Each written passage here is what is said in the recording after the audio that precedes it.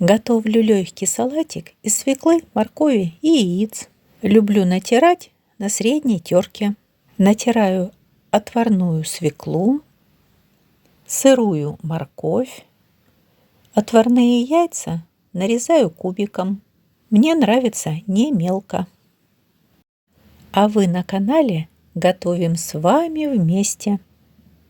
К моркови, свекле и яйцам еще добавлю плавленый сыр и пару зубочков чеснока.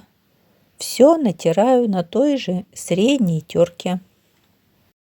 В миску для смешивания отправляю морковь, свеклу, немного солю, чуть-чуть сахара и хорошо перемешиваю. Основа салата готова. Теперь добавляю натертый плавленый сыр, чеснок, майонез у меня домашний. И все хорошенько перемешиваю. И когда салат стал однородным, добавляю яйца. Так они сохранят свою форму. Перемешиваю все вместе. Сверху украшаю зеленым нарезанным луком. И сочный нежный салатик готов. Приятного аппетита! И готовьте с удовольствием!